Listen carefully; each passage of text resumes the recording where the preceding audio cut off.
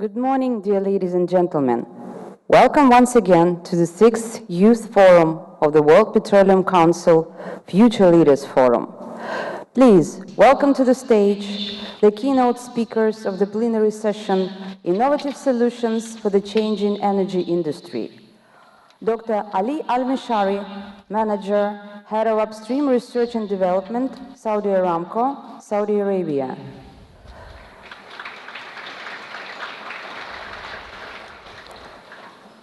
Mr. Igor Afanasyev, Deputy General Director, Zarubezhneft, Russia.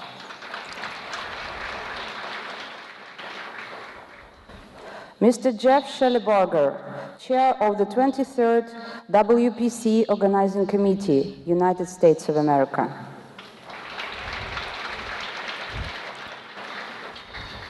Mr. Arnaud Le Foll, Country Chair, Russia and General Director, Total.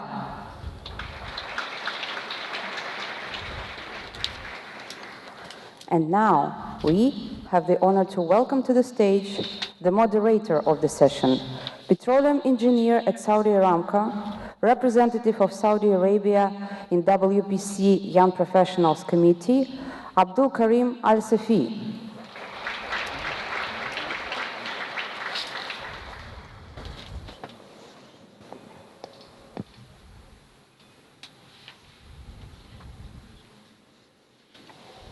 Good morning, distinguished guests, professionals, young professionals.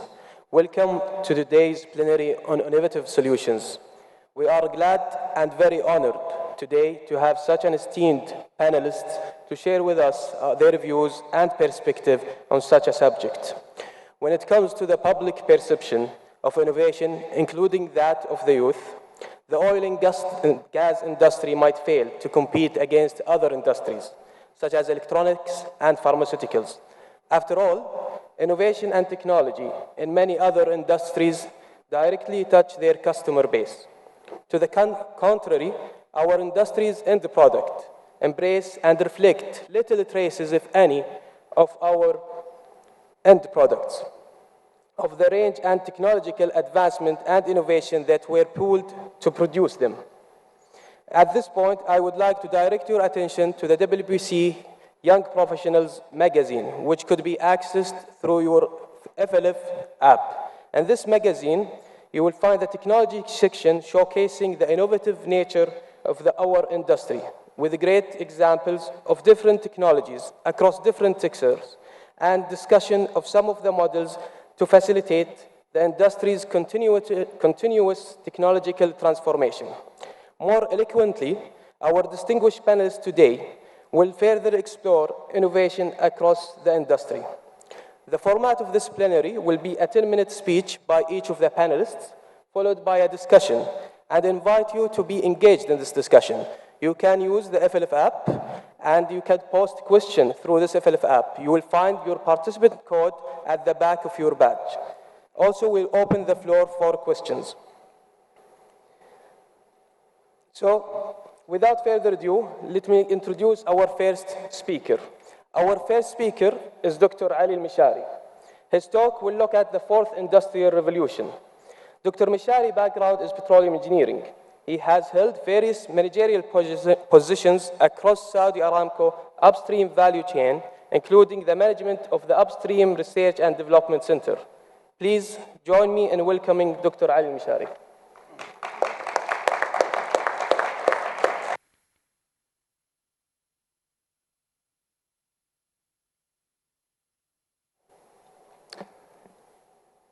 Thank you, Abdul Karim. Good morning, ladies and gentlemen. And I would like to thank the organizing committee of the Future Leaders Forum for inviting me for this distinguished panel with these distinguished panelists. I would like also to thank the hosting country, Russia, for the great organization and the outstanding hospitality as usual. The theme of this panel is very interesting. Innovative solutions for the changing energy industry. There is no doubt that the energy landscape is transforming. What's perhaps uncertain is the base of that change.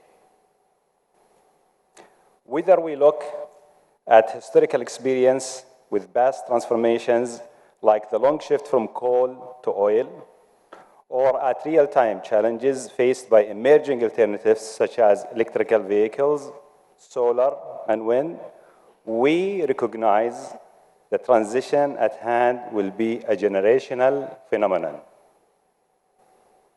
And while it's reasonable to expect fossil fuel will hold sizable market share and play a vital role for many years to come, especially in the developing world where growth is intense, to remain competitive and profitable, the gas and petroleum industry must transform. And we must unlock new value, both operational and human resources. And I believe technology is the key to unlocking that value. You know, in a way, we are actually very fortunate. At a time when rapid transformation is required, we are in the midst of the fourth industrial revolution, or Industry 4.0, when it seems almost anything is possible, or at least within our reach. The fourth industrial revolution is disrupting almost every aspect in our life and creating massive exponential change at unprecedented speed. The great promise of the fourth industrial revolution, it will revolutionize our industries and how we conduct business. In my opinion, it will touch every aspect in our industry and in our life. Oil and gas industry has been leading major areas of the fourth industrial revolution across all of its domains, including artificial intelligence, advanced simulation, high performance computation, and nanotechnologies. Although we have far exceeded many aspects of the revolution already, we are still advancing our business and research in areas such as big data, data analytics, robotics, Internet of Things, and virtual and augmented reality. Automated data acquisition, real-time subsurface analysis, data mining, and artificial intelligence monitoring systems are just few examples of the types of innovations that will equip our young professionals and young leaders with solutions to better explore, exploit, and manage our hydrocarbon resources. Unfortunately, much of petroleum research and development investment is in a short-term incremental improvements with quick payouts as opposed to groundbreaking research. To compete, we need full integration of 4.0 breakthroughs such as machine learning, artificial intelligence, advanced robotics, and high-performance computing. Investing in low-hanging fruit and short-term payoffs is simply a model that is unsustainable. For many years, oil and gas industry has been capitalizing on Industry 4.0 to increase hydrocarbon discovery and recovery, reduce cost, enhance safety, and protect the environment. So I thought this morning we might look at some examples of long-term technological investment that are proving to be game changers for us. Let me mention some of these game changers. I thought we might start with the use of autonomous underwater vehicles, which is fully automated seismic acquisition system that will transform the way marine seismic data is acquired. The system is built upon the latest advanced robotics solutions. Ultimately, we expect these automated underwater vehicles will offer a major increase in productivity of seismic acquisition and a major cost reduction. Another example is the use of artificial intelligence and deep learning to automatically determine rock types and geological features through calibration and neural network training of core and well log data. This has enabled a huge increase in the accuracy of our 3D geological modeling, leading to better well placement and improved field development decisions. Developing a fully integrated seismic imaging software designed for exascale clusters is needed. It should use high-performance computing to support next-generation depth imaging and model estimation algorithms. This, in turn, should improve seismic image processing efficiency significantly. The goal is to enable geoscientists to interactively and efficiently build high-resolution and high-fidelity Earth models, especially in regions with challenging and complex geology. Another game changer is integrated basin and reservoir simulation that in real-time working frame connects the dots between hydrocarbon generation, migration, accumulation, and fluid flow during exploitation within reservoirs. Ultimately, such integrated models will simulate detailed geology formation with dynamic gridding covering huge basins. Elsewhere, IT smart agents and big data mining techniques are working 24/7 to securely collect and examine through upstream data mines to detect any abnormal well performance, perform and required analysis, and then alert engineers and geoscientists, providing them with recommendations based on best practices. These advancements were made possible through leveraging new technologies, operational efficiency, economies of scale, and fit-of-purpose contracts. Beyond this, 4.0 is unlocking new value across exploration and production operations. We are able to increasingly predict and prevent drilling problems before they happen. This improves safety, reliability, efficiency, in addition to helping protect our environment. Optimum field development plans are helping the oil and gas industry maximize profitability, maintain potential, and reduce the cost per barrel.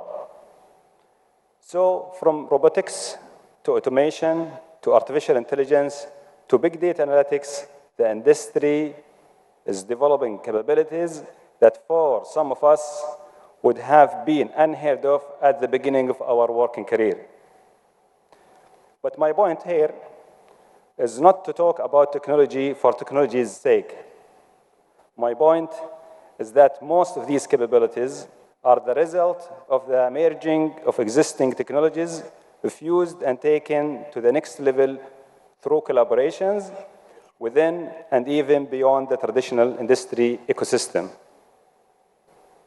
Whether it is a full-scale partnership and test deployment with a leading robotics company or simple collaboration with a university around a difficult algorithm, Industry 4.0 gives us an opportunity to redefine our industry by working together. So let me close with some challenges for each one of us. First, is to use this forum as a tool to spark collaborations that will grow beyond this room.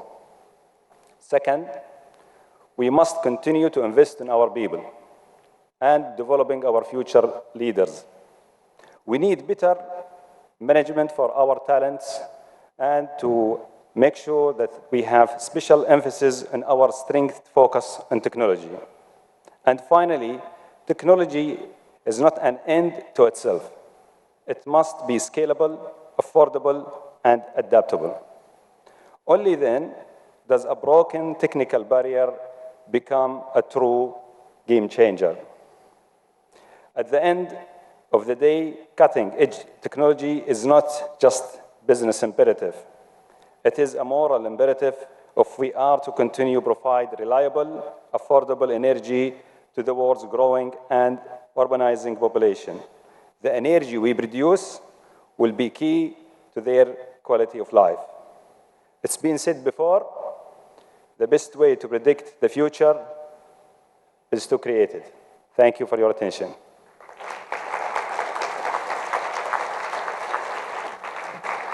Thank you, Dr. Ali, for a very eye-opening speech. It was very clear from the various technologies that you have introduced that it does offer our industry great opportunity and possibly position us and mankind and at that stage of realizing another industrial revolution. Our second speaker is Mr. Igor Afansiv. In his presentation, he will share with us Zarabuj NEFT Innovation and Development Framework. Afansiv background is physical and mathematical sciences, and he holds vast experience in working at scientific and research institutes, specializing in reservoir engineering. Please join me in welcoming Mr. Afansiv. For your information, the speech will be in Russian, so please use your translation kits.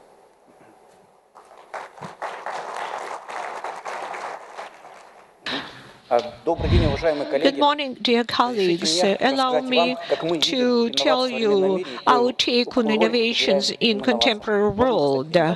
I need my presentation shown. Can you please load the slides? A slide.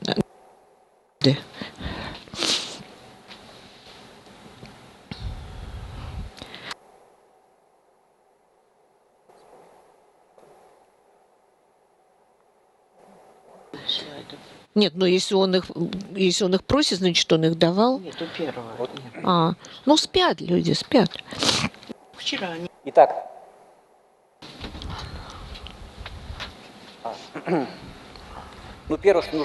First thing to mention is that the world is of opinion that innovations in the contemporary world, it's not a whim or somebody's just desire, it's a necessity. Oil companies are working in such a surrounding. First of all, it's upstream, and actually oil upstream of deep offshore, hard to recover reserves. It's getting more and more challenging and difficult to extract oil. Externalities are hovering over us. There are different factors. Actually, it's electromobiles. Everybody expects that there will be a revolution in engines and in batteries, which will change our world. Maybe we will not have to use internal combustion engine then. The alternative sources of energy, renewables like solar energy, windmills and others are broadly used. Technologies are evolving and people are looking for other sources. One groundbreaking technology will turn around the entire oil world. And good news which are helping us to live along in this rapidly changing world, it's AI, artificial intelligence. If we set up the right algorithm, it will be very helpful for us to put together data pools and be helpful to make the right decision.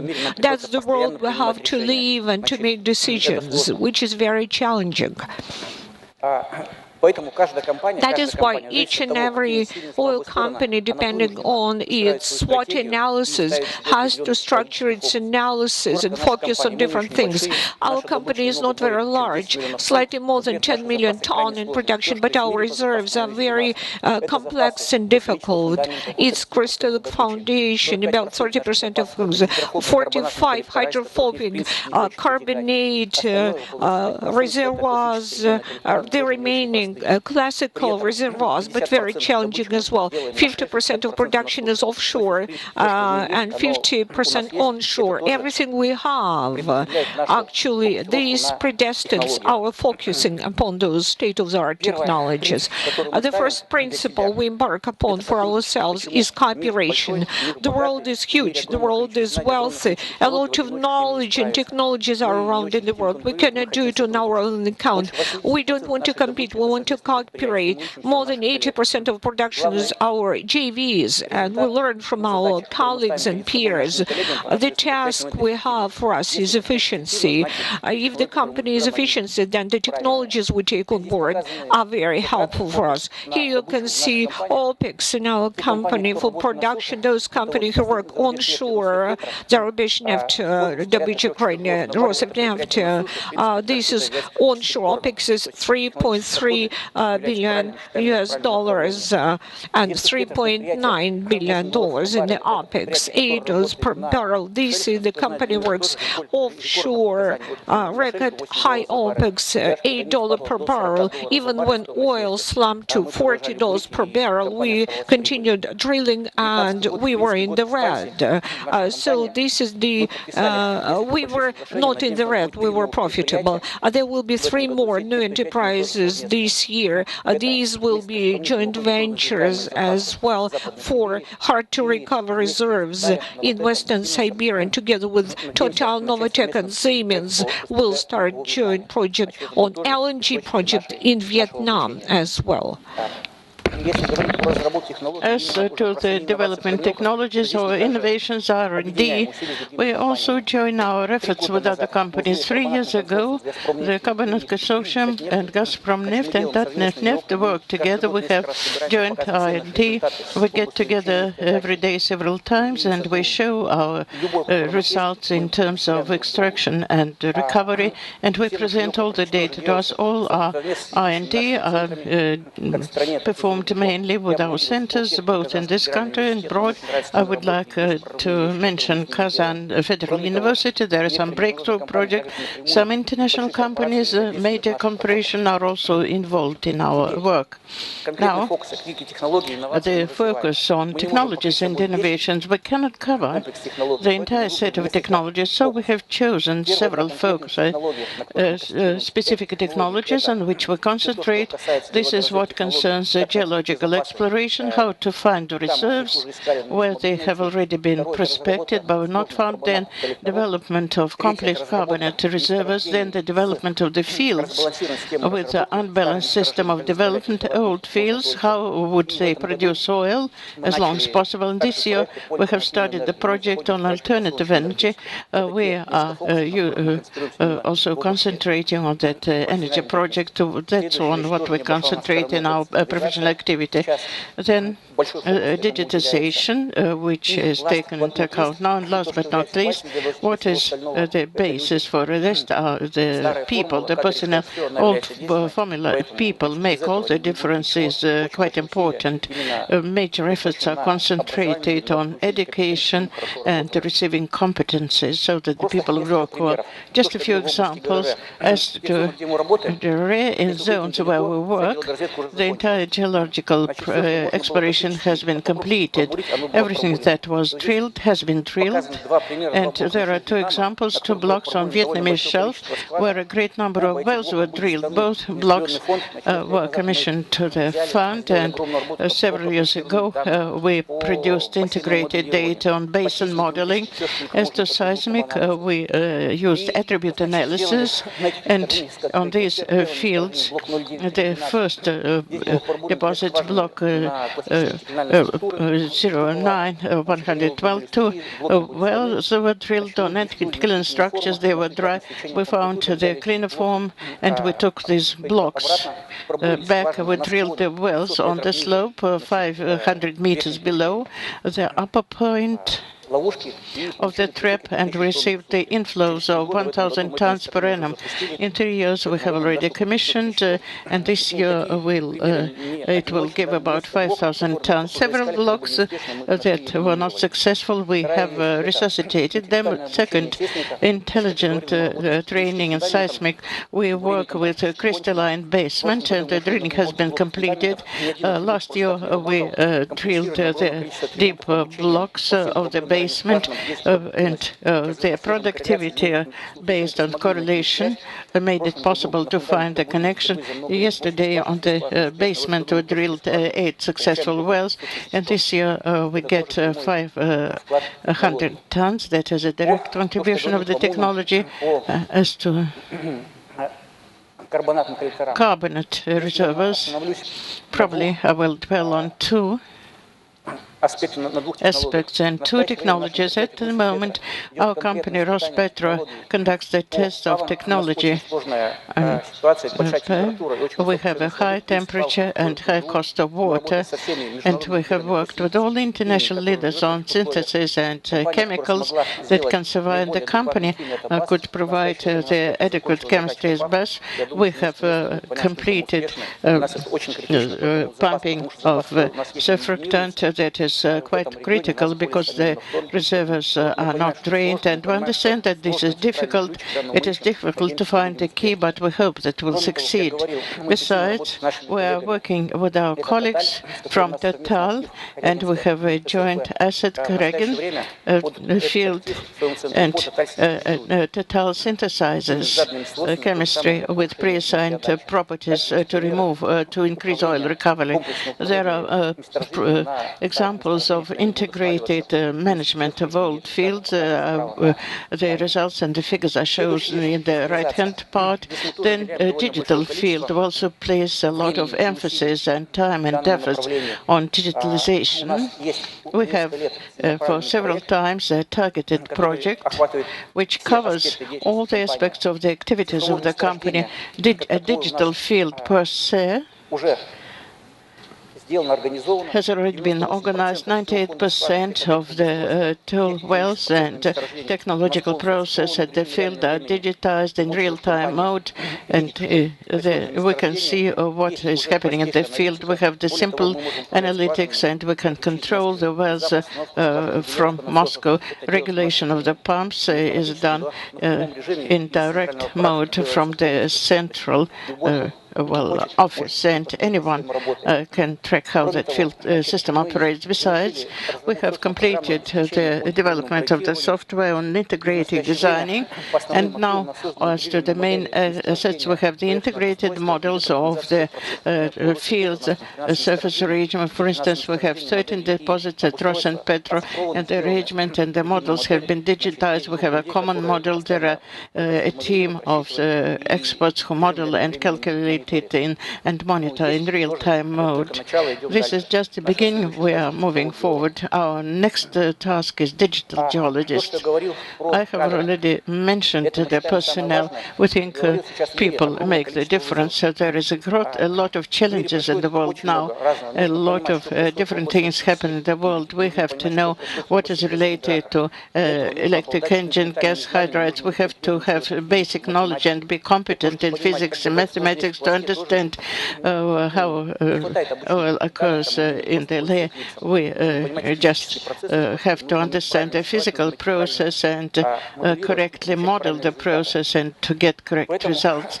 Therefore, lately, we recruit a lot of people with classical education, physical mathematics, IT. Most of them are candidates of physical, mathematical, technical scientists, doctors of sciences, and in the last 5 years, the share of people with basic education, physics and mathematics increased twofold, and we have more than 20% of people working with this education who work with innovation, technology, and record physical processes in the street. And it is practiced in many Western companies. In Russia, it is not quite common in Russia. To become a rich person, you have to be the manager. People who are dealing with technologies and specific work with their hand to get high salaries. It is almost impossible. In our companies, 2 years ago, we tried to solve the problem. We produced a second line to develop the competencies of technical specialists. So we have a line of experts. Now each person can develop and expert. There is a line approved by legislation, and his revenues might reach the level. The that is that of the higher management. The people are digitized and no one has reached the upper stage, but many people have reached the second stage, and later at other sessions they will make their presentation. You can ask them. The system starts operating and thus will concentrate on the work, and the company will develop along a correct trend. The next thing is the knowledge management and distribution system.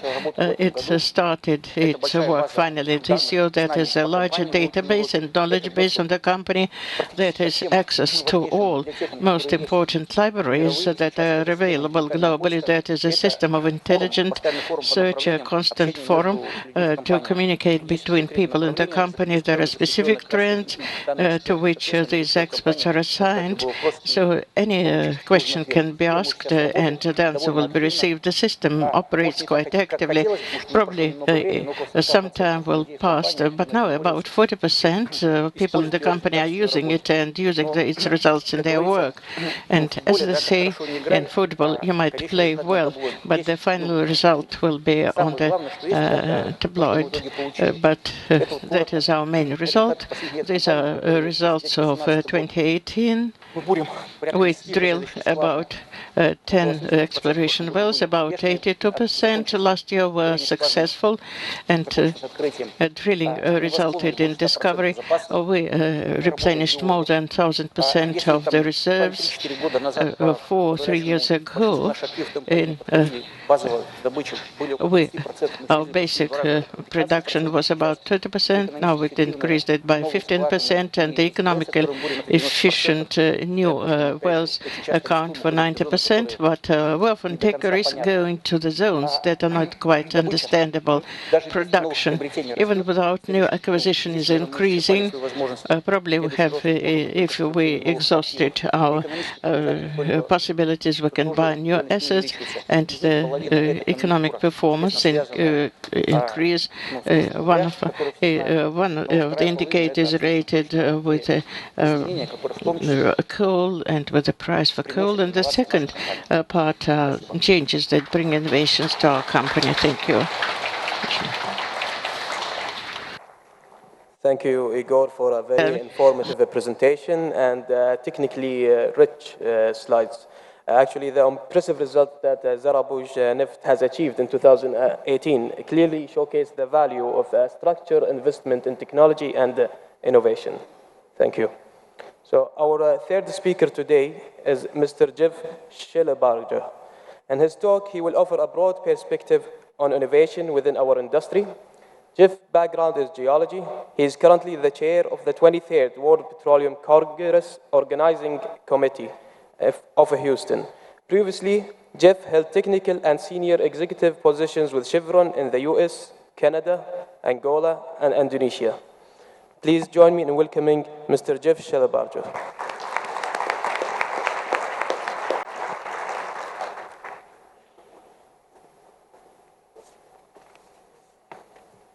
Thank you, Kareem. And I'd just like to thank the meeting organizers, the folks that have put a lot of time and effort to put this forum together, our Russian hosts, and the participants for coming to the Future Leaders Forum. It's my honor to participate in the conversation today. As Kareem said, I am the organizing chair. I'll put a shameless plug in for the 23rd World Petroleum Congress in Houston. Our theme is innovation, and we plan to more deeply explore a number of the different innovations that are going on in the global petroleum industry at that Congress. We also plan to create an innovative environment for those attending the Congress. So hopefully many of you all can attend that Congress in Houston in December of 2020. I do have a lot of experience in the global petroleum industry, almost 40 years.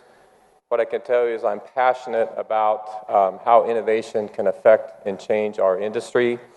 I have been very active over my career in understanding new technology applications, understanding the challenges of the industry that we have, and trying to work with teams to find those innovative solutions to what are generally very difficult challenges.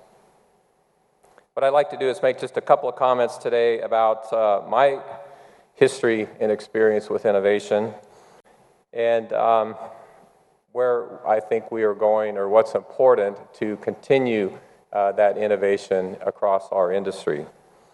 Many of the comments made today I would agree with. The most important point I would like to get across is that our industry is over 150 years old, and we are still here today because we have found ways to innovate to solve the problems that we've faced over the course of time. We're a vibrant industry. We're supplying affordable oil and gas to the rest of the world from very complex, difficult environments, difficult reservoirs, things that were unimaginable even 15 or 20 years ago. We are an innovative industry. We keep asking the question, how can we be as innovative as pharmaceuticals or some of these other industries? We are maybe one of the most innovative industries that this planet has ever known. Having said that, what drives innovation in our industry is primarily need and opportunity. And when I say need, what drives innovation in our industry is really being able to compete with the economic realities of a low-margin business, commodity prices, and a very dynamic price environment. When prices are high, we're forced to innovate to take advantage of new opportunities. When prices are low, we're forced to innovate to increase efficiencies so that we can sustain our business in a low-price environment. We have a limited product that we develop. We are constantly challenged to use innovation to replenish the resources that we have that drive the businesses that we operate. And finally, the other need that drives our innovation is what is an increasing expectation from shareholders to find solutions that they want to have solutions for. Energy efficiency, reduced emissions, some of the sustainability initiatives that are out there. So those create new opportunities for us to think more deeply about how to solve those through innovation. And finally, the other thing that drives innovation is opportunity. When we find deep and challenging reserves somewhere around the world, we can't just let them sit. We've got to work those reserves. Finding a way to produce those economically becomes an opportunity, and again, that will drive innovation.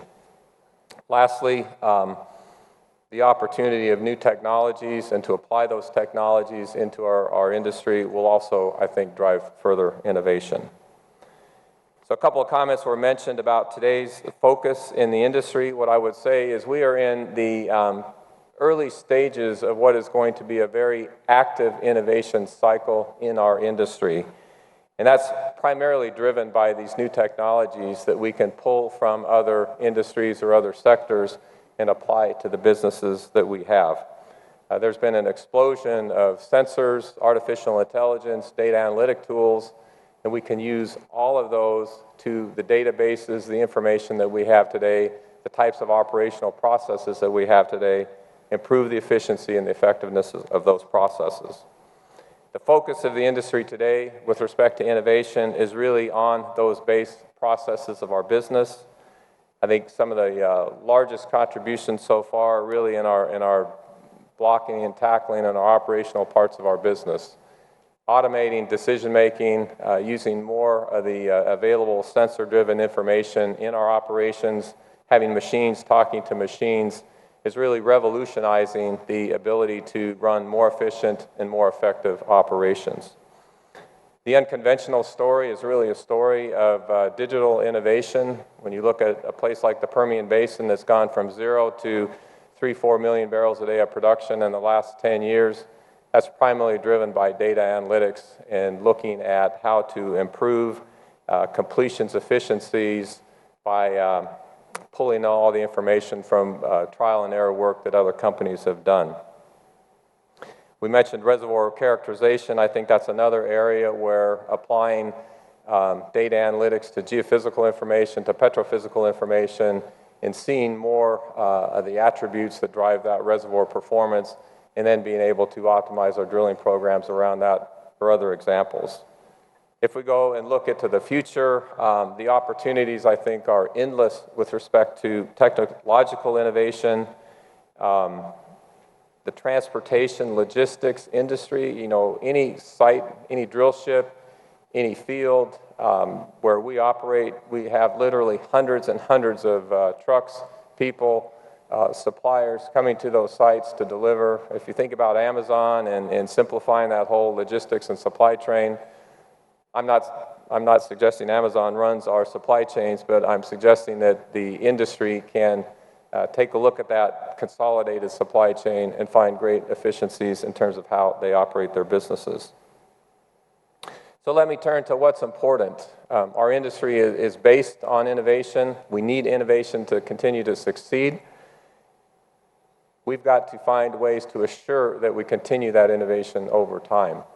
I think it starts with the individual. We mentioned the individuals, the management that we have today, the current leaders that we have, the future leaders that we have, the technical professionals that we have to be deeply grounded in their disciplines, the sciences, math, and engineering. You cannot apply innovation without understanding the problem that you're trying to solve and understanding what those solution spaces look like. Just having an application isn't going to drive business value. You really got to solve the technical problem. With that, you need a deep understanding of that.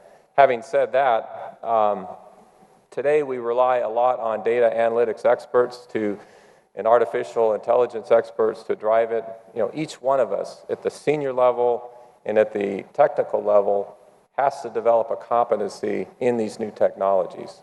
We can't make decisions around these technologies, and we can't effectively integrate these technologies into our basic sciences without understanding both sides of that equation. Secondly, to sustain our innovation, we need to be able to develop compelling investment cases. Many times, it gets to be a decision of how do I want to use my discretionary capital? Do I want to put it in this new app, or do I want to put it in a well? You want to do both, but we have to have a certain amount of investment that goes into resources and new technologies in order to sustain the changes that we're trying to make in our business. That gets back to people understanding what the problem is that they're trying to solve, people understanding the right technologies to use to put together for solving that problem. I liken it to an exploration recommendation. You know, it's a risked investment to pursue a new innovative solution. We've got to have enough upside in that investment to support that risk investment.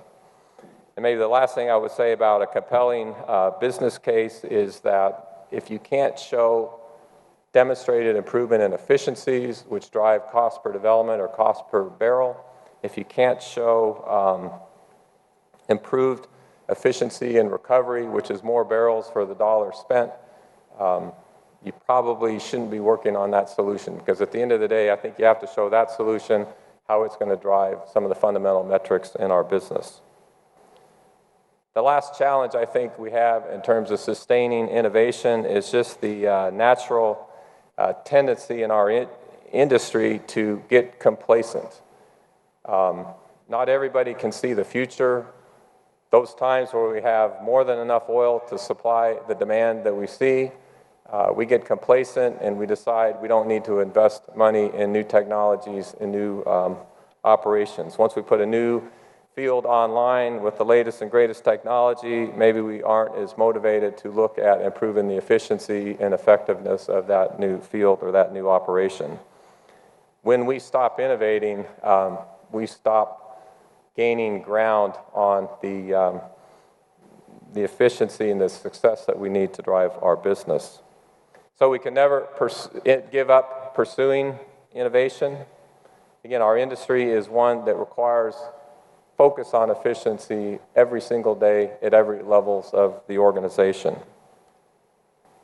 So to close up, what I would say is that we are in an innovative industry. We are in an exciting time to apply new technologies to our business. I think the comment made where we should be striving for step change solutions is really important. The incremental solutions are important, but also having some amount of that resource or attention going on the large step change solutions. and we can't get complacent. So I'll leave with a quote that's one of my favorite quotes with respect to innovation.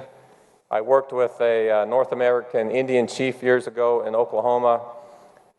He, on their Indian reservation, was quite a bit of oil, but the industry had gotten, they weren't excited about pursuing those opportunities anymore. And he had this big quote over his office, and he goes something like this: there's times where we thought we were running out of oil, when in reality we were just out of ideas.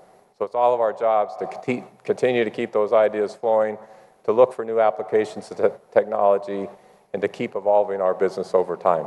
Thank you.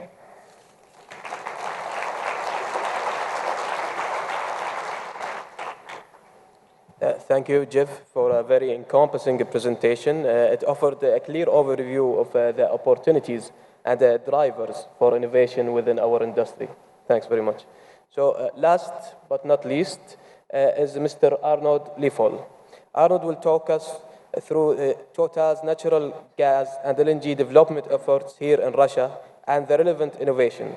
Arnold started his career in the public sector with various positions at both the Ministry of Finance and the Ministry of Economy. He joined Total as strategy analyst and progressed through several management positions. Thank you, and good morning to everyone. Just a few words about Total to start. Total is an international company. We produce 2.8 million barrels a year after a significant growth over the last year with, as you can see here, 8% production growth in 2018. We are present all over the world. We are as well number 2 in liquefied natural gas business. I will show you why. We spent a lot of money on research and development, $1 billion last year, and it's for research and development only. It doesn't cover all innovations, obviously. Now, if we look at Russia, Russia is actually more than 400 KBD for Total. We consolidate our share in Novatek. We are shareholder of Novatek for 19.4%, and we consolidate our share in various projects. We have one project with Zarubezhneft that was mentioned many times in the presentations of my colleague. It's the Kharyaga production sharing agreement. In the north, we have shares in 2 gigantic LNG projects, Yamal LNG, which started the 3rd train back in December 2017, now finishing the 4th train. And we just entered into the future LNG project called Arctic LNG 2, which will start up in 2023. We have some activities in the domestic gas as well, with the field of Thermokarstovoy. And we have other activities along the oil and gas supply chain with distribution of petroleum products. But in other sectors of the energy industry as well, we have the Saft batteries, for example, settled here in Moscow and selling in Russia. You will recognize on the picture our nice Russian asset, the Yamal LNG plant under the snow in the north, which we are very proud of. So, what is changing in the industry? Let's start with that. We have this ambition in Total to deliver clean, reliable, and affordable energy to the world. And clearly to do that, we integrate climate change into our strategy. We want our strategy to be compatible with the future changes that will come from regulations, from innovations, and from competition in this industry. Which means first, improving efficiency in our operations. Second, develop a low-carbon electricity business. The third one is to promote biofuels for our customers. Number 4, which is very important, is to think about carbon sink businesses for the future, which we will need. I will show you why. And fifth, and I will spend more time on that, is growing into the natural gas business.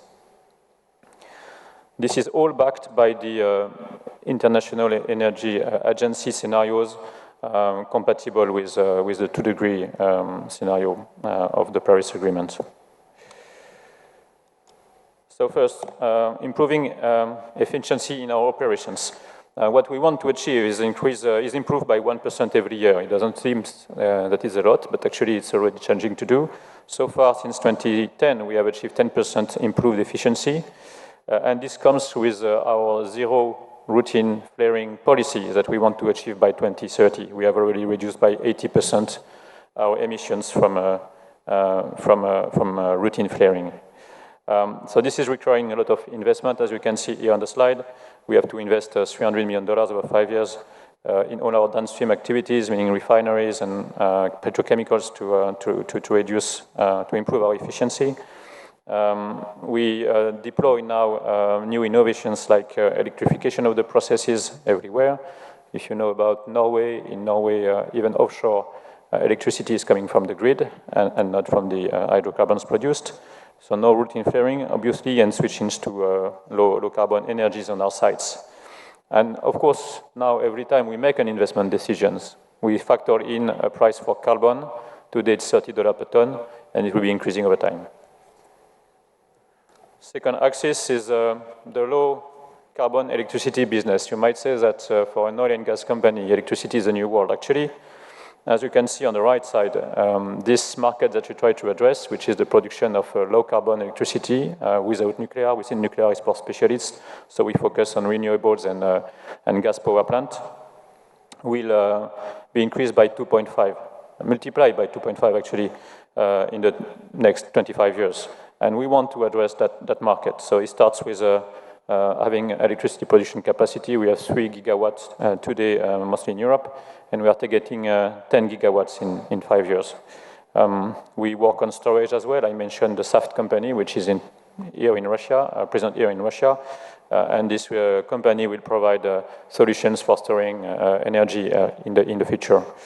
And third, we want, as we have done in oil and gas, we want to integrate till the final customer in the power business as well. So we are developing power marketing companies, today focused in France and Belgium, but growing.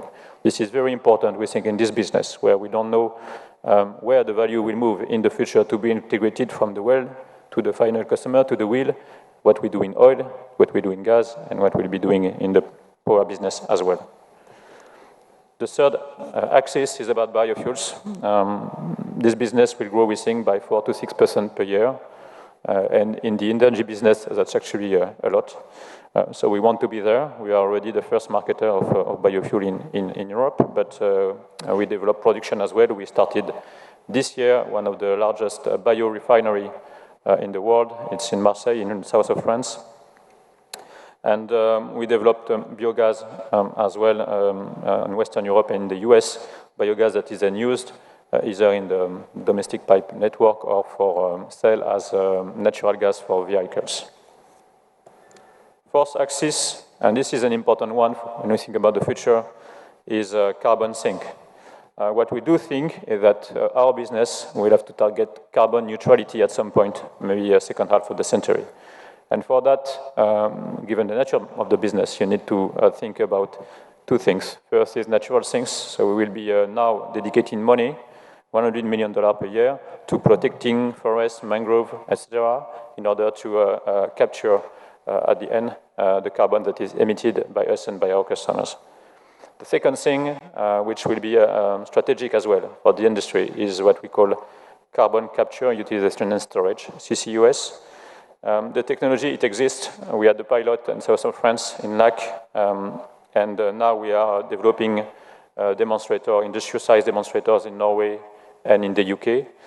The challenge will be to find the right business models for that, so we need to decrease the cost of the technology, and we need to find the right regulation and incentives to integrate it into the value chain. And now, fifth axis, natural gas. We spend a bit more time on this one. Of course, natural gas is key in the whole energy business transition. The first target of natural gas is to replace coal as a fuel for power production. For many reasons that you know very well. First one is that it's largely cleaner in terms of CO2 emissions, minus 50 to 60% CO2 emissions for the megawatts that you produce. It's much cleaner in terms of local pollutions and local pollutants, and this could have a tremendous impact on the way to curb emission in the future. The second aspect is that actually a perfect companion for the renewable electricity production business because it's much more flexible than coal. to manage, and it helps to address the non-predictability or the variations in the renewables production that you have due to natural conditions. And to do that, our first focus now and for the future is mainly on liquefied natural gas. As I said, we have the second portfolio in terms of liquefied natural gas in the world. We have like 10% market share in this business. This one will be growing like by 5% per year as well in the future. So again, a fast pace for this industry, and we want to be there. And to develop that, of course, two things. You need to reduce the cost for production of LNG and transport of LNG. And second, you need to develop the market. So here again, we invest to the final customer. We engage in regasification capacities and in gas-to-power facilities in order to develop the market for liquefied natural gas. One example is Vietnam that was quoted by Zaro Biezhnev, where we have this project of regas and gas-to-power to develop based on gas that will come from Russia. One of the challenges that we will face in the LNG business as well is the methane emissions. And this is critical because, as you know, methane is much more impactful than CO2 in terms of global warming. So we want to decrease from 0.3% to 0.2% our emissions in the methane emissions and losses in the process. Some innovations to achieve this objective of making energy profitable. Here in Russia, we develop very cheap natural gas in the north. The reserves are huge on the Yamal and the Gidan Peninsula, but it's remote. To build the Yamal LNG plant, we had to bring 34,000 people on site in the north of the Arctic Circle, and this was a logistical challenge.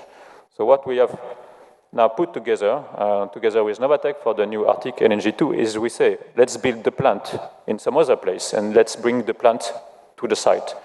So that's the design that has been decided. This is gravity-based structure, so it's a concrete structure that we will build in Murmansk, and then we will tow this structure with the modules on the top to the site and sink it in the river, as you can see here in the picture. This will help us to dramatically reduce the overall cost capex for the plant compared to the Yamal project. A second innovation that you need to give a value to those resources is that you have to be able to transport the gas from the north of Russia to the final markets, to the customers. And as you can see, as you know, the North Sea route is not yet opened year-round, so you have to find technologies to be able to navigate in the ice. And we developed what we call the ARC-7 LNG carrier. You have some examples here. ARC-7 LNG carriers are unique in their kind. Only 15 in the world built by the Yamal LNG project today. And they are able to navigate today without icebreaker support in summer on the North Sea route, westward and eastward. So we can reach China directly in summer with those ships, and we save 15 days of transport. Now, of course, for the future, the target is to do that all year round, and this is a joint investment by the Russian Federation and the projects and partners in Yamal LNG and Arctic LNG 2, with a combination of new fleet of nuclear icebreakers that are built here in St. Petersburg, and a new generation of ARC-7 LNG carriers to bring the overall fleet above 30 ships and be able to transport the LNG manufactured, produced in the north of Russia. A few words to conclude about digital, of course. Our business is producing a huge amount of data. We are a data-producing business, and we need to, of course, compute and analyze those data. So one part of our digital strategy is focused on data intelligence and valorization. The second part is about new ways of working. So when you want to do a data analysis, you go to the best-in-class. We partnered with Google to develop intelligent artificial intelligence team of 30 engineers, and they are focusing on two things. Of course, image processing on one side and analysis, and the second one is lexical analysis, meaning being able, with the engine and the machine, to read all past reports and gather information. These are time-consuming, low-added value tasks that are performed today by people in our team, and we want to dedicate to externalize it to the machine. And actually, it's working very well. The project is still going on, but we expect quick results, and this will allow us to dedicate our people, our geologists, geoscientists, to more added value tasks. With huge amount of data, you need a huge computation power as well. We just started what we call PANGI phase 3. We have now the most powerful supercomputer in all the industry worldwide. It's ranked 11th in the worldwide ranking for all supercomputer, including laboratories, public sectors, defense, and so on. And this is key to have a more accurate analysis and value added from your data. About improving the way we work, we have developed what we call the enhanced operator with total industrial mobility applications. So it's like, you can see it's like an iPhone or iPad, whatever, with an app store. Many applications that they can use on the day-to-day. It's deployed today in 40 sites, used by 2,000 people, and this will be rolled over even wider. And of course, we think about our customers. They as well can improve their experience as a customer thanks to digital, and we have a whole series of applications for them as fuel buyers, for example, or visitors to our service stations and shops. And now last innovation that might not seem obvious to you. It's not technical innovation, but it's behavior innovations. What we think is that this industry has to be vocal. We should not hide. I mean, we have to embrace the change, we have to lead the change, and we have to explain how we want to do it. That's why with Total, we decided to be a partner in all kinds of initiatives worldwide, whether it's the Oil and Gas Climate Initiative, whether it's the Alliance to End Plastic Waste, some other initiatives to defend the fact that we need a carbon price to trigger all those innovations and accompany the change of the industry that is necessary, to say how we want to do it and to say that we do it, because we have to be transparent about that as well. Thank you.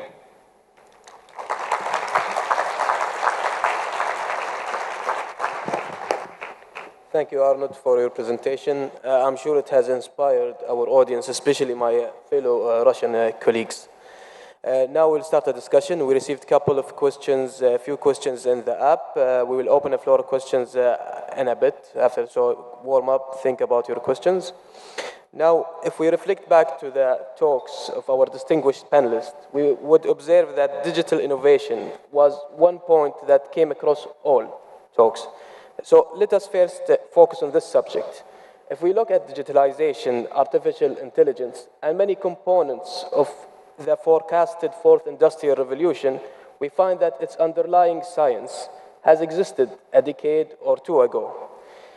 Not only that, but such technologies have already been part of certain workflows within the industry, like automated history matching, monitoring of production networks. So given that, why it's only that today that we think we are in the forefront or at the forefront of another industrial revolution?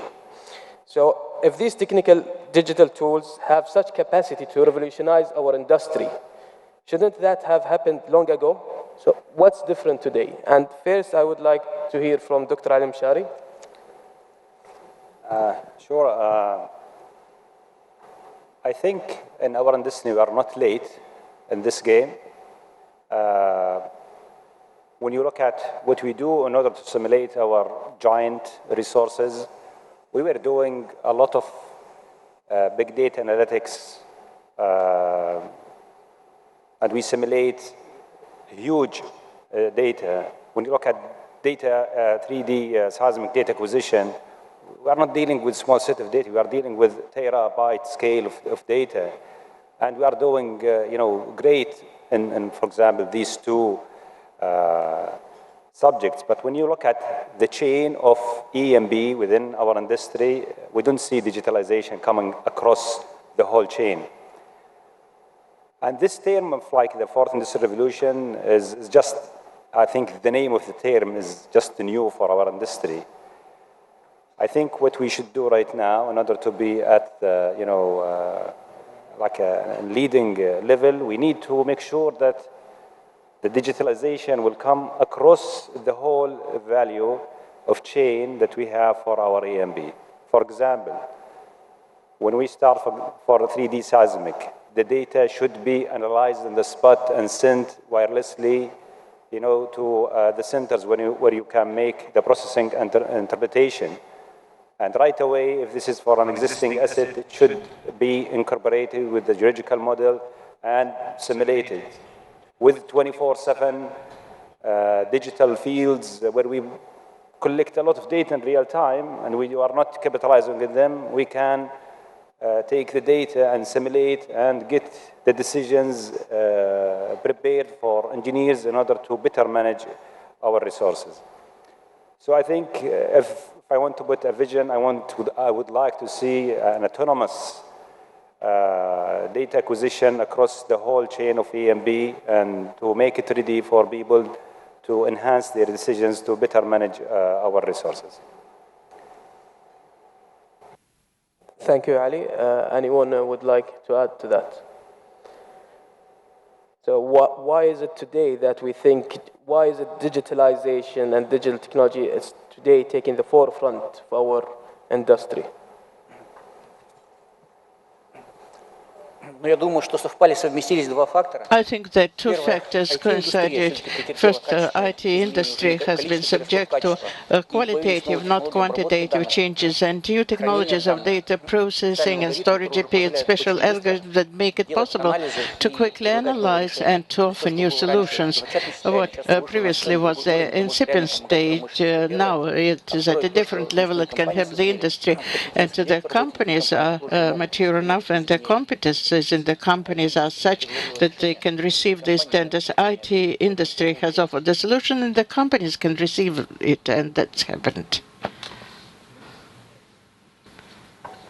Thank you. Jeff, do you want to add? Well, I think similar to the other statements, the biggest change today is the availability of relatively simple tools to analyze and cross-correlate data. We've got a lot of data, as many people have mentioned, in our business. Where we're finding the real success with data analytics, for instance, is the fact that we can take financial data, real-time operations data, machine performance data, subsurface, real-time subsurface data, cross-correlate all this information and look at optimizing each one of those elements in the value chain process. I mentioned earlier, when we look at supply chain and logistics, there are companies out there in the world today that are changing those businesses because they have the ability to look at that data and understand the inefficiencies of that business and drive, better transportation routes, reducing the number of interactions between companies, et cetera, to drive efficiency. So I think we have better tools today than we've ever had. The second big driver that I've noticed in the last 5 or 6 years is that the industry has woken up to the opportunity. So as the leaders, future leaders, technical professionals in the industry start to understand the applications of these tools and these concepts, they're being deployed more rapidly in the businesses for those solutions. So that would be, I think, the biggest change that I've seen so far. Okay, thank you. I think we have been looking at those concepts for quite some time. And as was said, the technology became quickly available only in the last few years, and we tried to embrace those technologies immediately.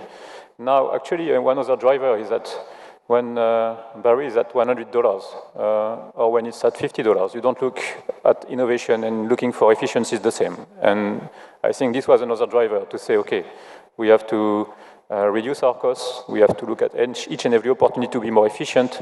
So let's take the best tools in class that we can find today. And on top of what my colleagues said, I think the economic driver was another strong driver for us to embrace more this new world today. Thank you, panelists. So across our value chain, I think, Jeff, in your talk, you said that digital tools will be utilized and they could revolutionize across the value chain, from exploration to transportation, whether it's refinement, production. So my question is, across that value chain, where do you see digital tools offering the greatest opportunity to change and revolutionize our day-to-day business?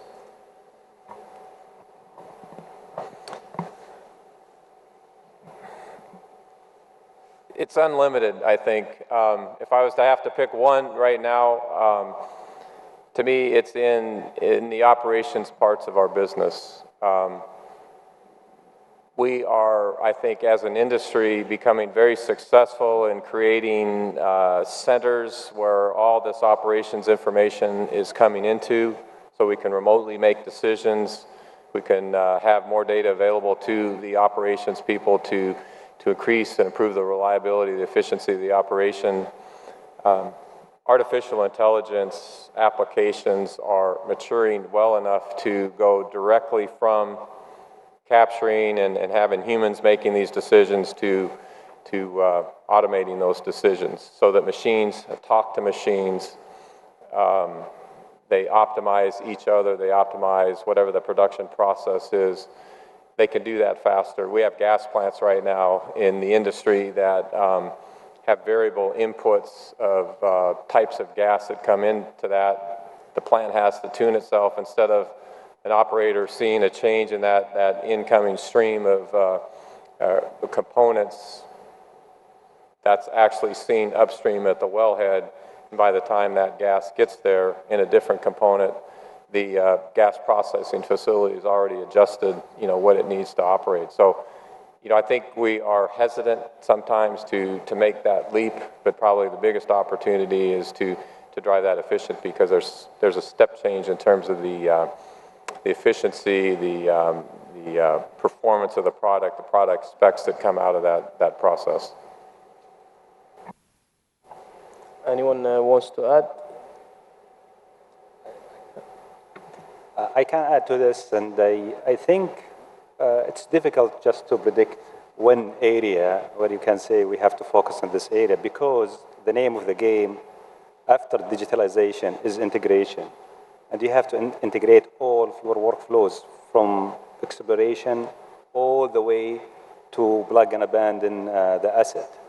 And with this, you will really create value that will help you to optimize and make sure that you do things in a cost-effective, safe, and environmentally responsible manner. So, thank you, Ali.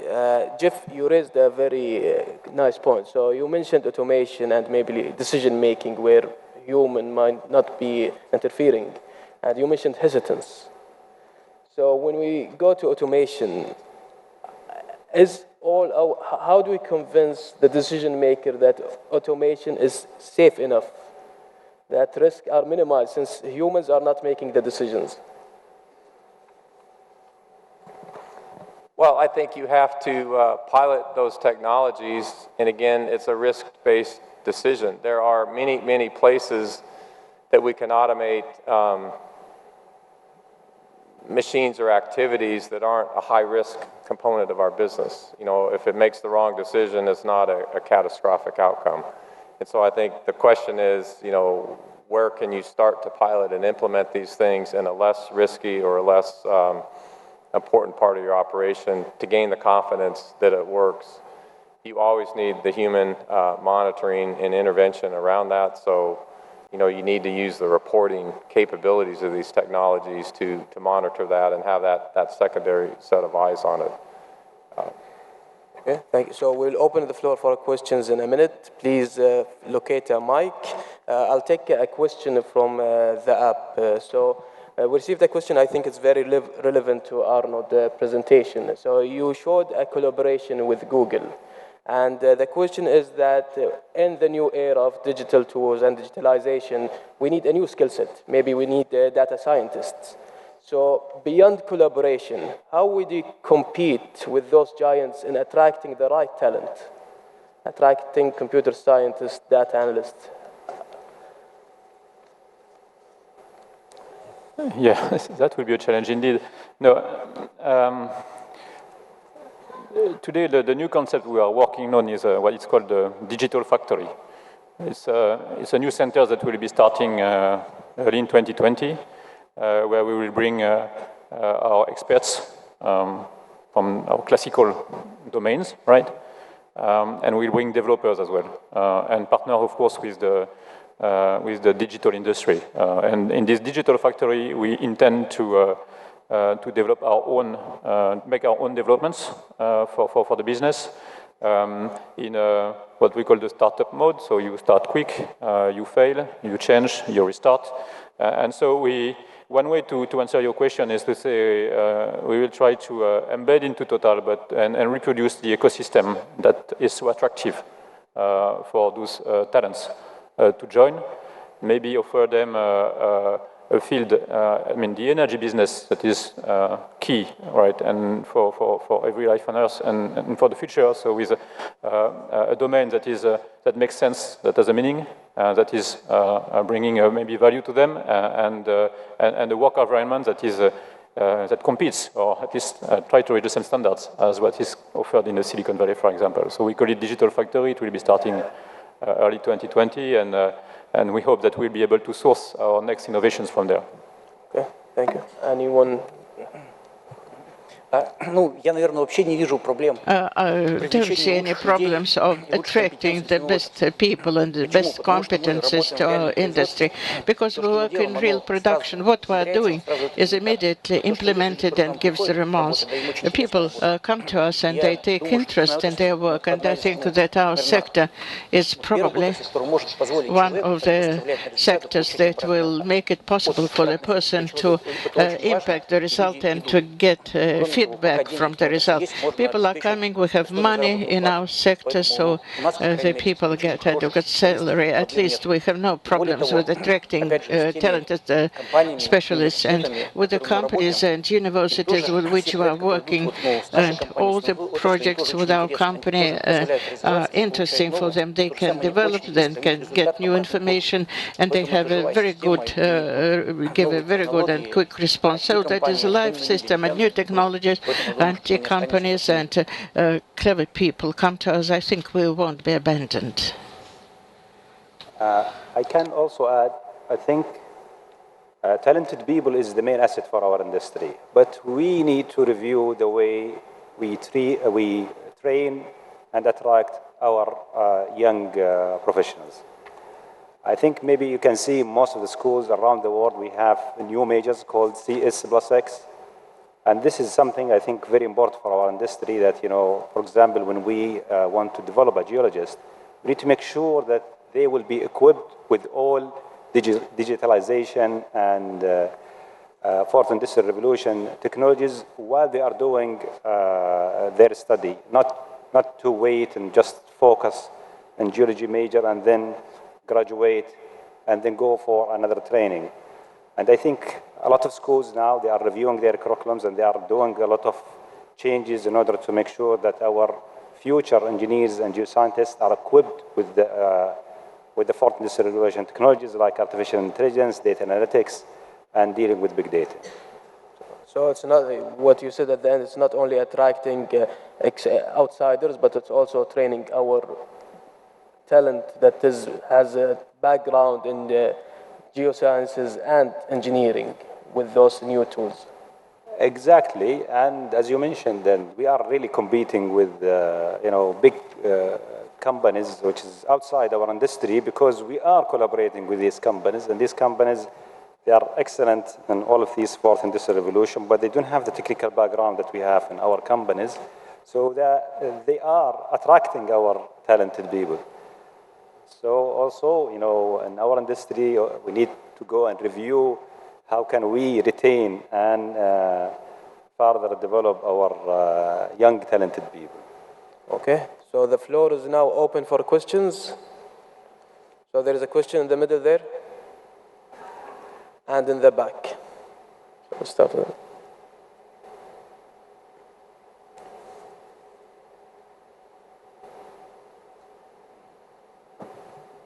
Добрый день. Good afternoon. We're talking about innovations and about artificial intelligence, digitalization. This involves decreasing the number of jobs. How are you going to solve the problem of this problem when people become redundant? We're talking about training of the young people, but we're not saying anything about those employees who are just working.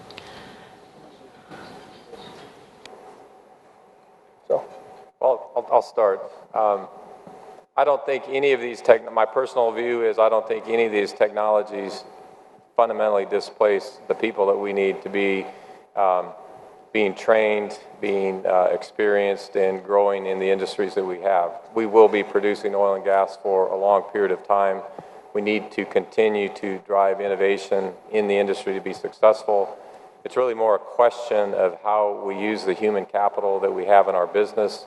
It comes down to the training and the development of those people and the maybe more dynamic transitioning of what we're asking people to do. We spend a lot of time as earth scientists and engineers just gathering data and information. 30-40% surveys show 30-40% of the time of a scientist or an engineer is to just gather information in order to do the project that they're working on. That's a huge opportunity to spend 40% of their time solving problems, using that information to improve the quality and effectiveness of the business. So I think that we need to look at it, maybe more optimistically. This isn't a reduction in people necessarily. It's a reallocation of that intellectual capital to solving the complex problems that we have. I can say that digitalization in our company resulted in increasing numbers. We had set up a new department, and nothing was reduced in other department, and new work appeared, a new department. There were projects on digitalization, digital geologists, automation of the data, and use of GIS, and technical specialists, geologists, and developers. There is a shortage of these specialists. So probably in some trends accounting, that will result in decreasing numbers. As to people who get result in technical specialists, they will just have a new instrument that they will be needed. I don't think that there will be any reduction in the numbers of these experts. They will always exist. They will just have new extra instruments so that they will take more correct decisions. If I can add, actually this industry has always been using the top of the technology. And it was not to reduce the number of people, it was to address new challenges, technical challenges, to go and look for oil where we could not look at before. So what we see today is not new in the history of oil and gas, it's just the continuation. Now, if I come back to the example I gave about partnering with Google on processing geological data, actually, if you take one geologist today, instead of spending 80% of his time doing low-value tasks, he will spend 80% of his time doing high-value tasks, and it makes actually the job even more interesting for him. So I'm not at all concerned by the issue that was raised. I agree with what was said, by my colleagues here, and I can add also that, I think the digitalization will help us to better utilize our time. For example, we have a lot of routine tasks that we do that is taking a lot of time from our people. So I think these technologies will help us to take care of these routine and also unsafe jobs. As Jeff mentioned, it's going to be just a reallocation of people working from one place to another place, and job titles might change, but I don't think the overall number of employees going to decrease. As we move with time, we drill more wells. As our assets age, we drill more wells, and that required more people to manage them. So I think that will make our overall process efficient, but I don't see in the long run that we are going to have reduction in employing people. Thank you all. It's very clear that it will create opportunities and more jobs and wealth, probably. So we'll take another question in the back. Thanks for your great presentations. My name is Mehmet Zeki Erincik from Turkish Petroleum Corporation, petroleum engineer, working as a petroleum engineer, and studied at the University of Texas at Austin. When I was studying in the US, there were some topics related reusing the abandoned wells, oil and gas wells, for geothermal production. So, there are many abandoned wells in many countries, and they have very high temperatures some of them are like 60, but some of them are like higher than 100 Celsius degrees. So this can be used for greenhouses or maybe heating, residential heating. I would like to ask this question to all of you. What do you think, or do you have any projects to use abandoned wells, the abandoned wells for reusing them as a geothermal source to produce electricity from those? Thank you very much.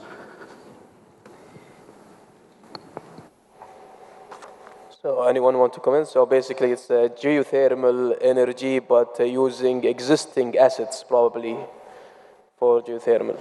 I don't know about geothermal. I mean, geothermal, you need to be, maybe, I guess, close to your market if you want to use them, which for many oil fields is actually not the case. But if you think about depleted fields, actually it's what we are doing in Norway and actually in the Netherlands. We have a project for re-injecting CO2 into depleted fields. And so that's one way, because here you're really on the spot. Where you produce the oil and gas, you have already the piping system, and you can reverse and try to store in the field the CO2 that you have captured in the industries onshore. So yes, there is probably a future to be explored for abandoned assets for new usage.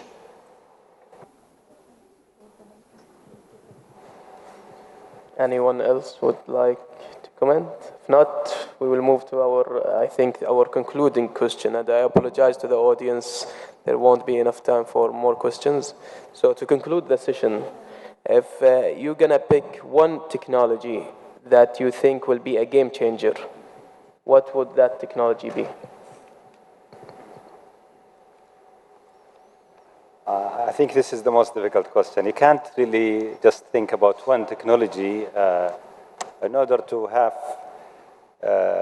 quantum leap impact and game-changing technology. It should be a combination of many technologies together.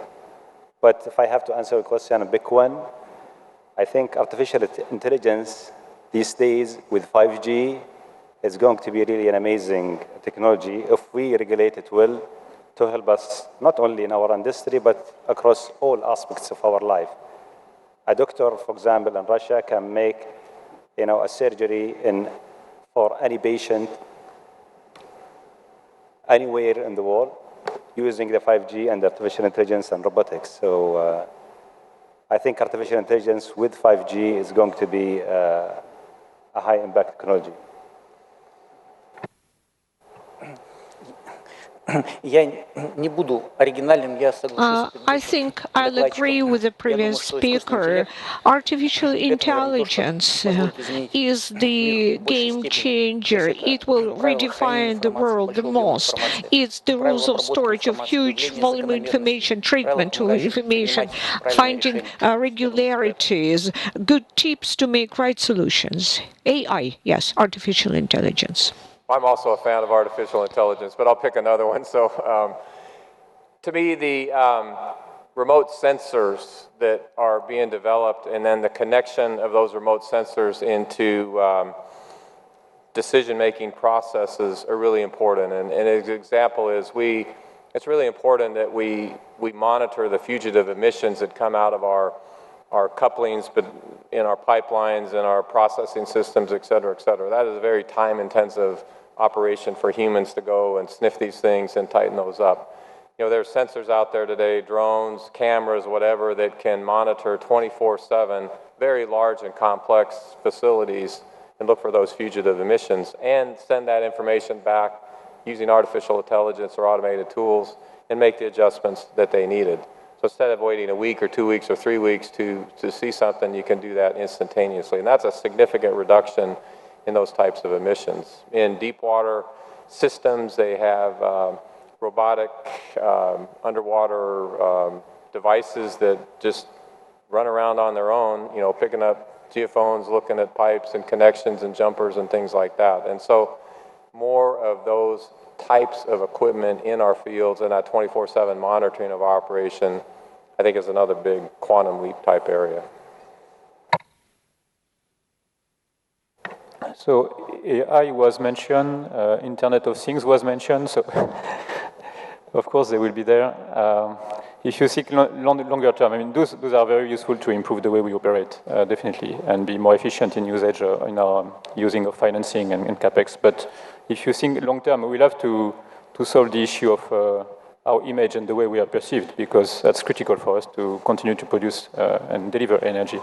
And any technologies that will reduce our impact, targeting the carbon neutral industry, which for industry is the most challenging that we have in front of us for the 40 coming years, will be critical, I think.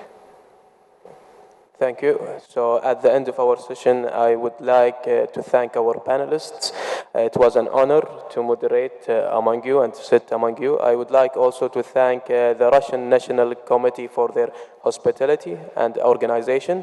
And for our panelists, the National Committee of Russia would like to give you, and WPC would like to give you a small token of appreciation for your participation. Many thanks. Please join me in thanking our panelists.